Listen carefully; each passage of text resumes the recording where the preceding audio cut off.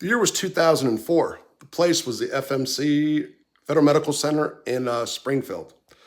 Vincent the Chin Gigante and his manservant, Carl, a homosexual with a sex offense, were living in a cell happily ever after.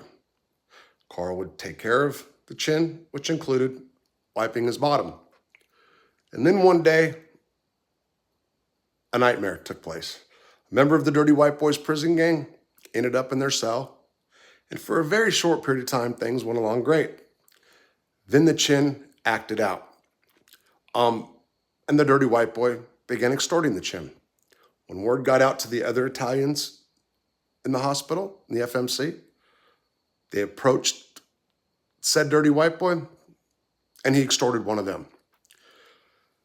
In 2005, the same Dirty White Boy ends up at Lewisburg, where after a 2-year separation, him and I reunite. I brought him into F Block with Tommy Reynolds, Benny Giarratano, and the four of us got along swimmingly for a period of time. Things were good. Enter Jimmy Ida, underboss. An incident occurred between Benny and Jimmy, where one day after leaving the wreck pile by the metal detector, Jimmy took a swing at Benny with the weight belt. Hit Benny. Benny took off on Jimmy. Another individual jumped in. Tommy Reynolds jumped in after that. The four were sent to the hole, not for too long. But for Benny, poor Benny, things didn't go too well. There was a lot of plotting and planning going on behind the scenes, and eventually, in 2007, after I left Lewisburg, a contract was taken out as a collective from different members of the Italian community at Lewisburg. That contract was given to the Dirty White Boys. Quite a bit of money for a prison and some babanya.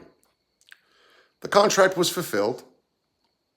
Benny was gone, and a celebration took place between the leader of the Dirty White Boys and the leader of the Italians at USP Lewisburg and F Block. That celebration did not include breaking bread, people.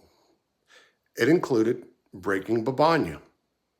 Now, let me say, that leader was a great guy, great head on his shoulders, great rider, and yes, he did babanya. And we'll talk about the celebration and more tomorrow night on Convict Inc. at 8 o'clock.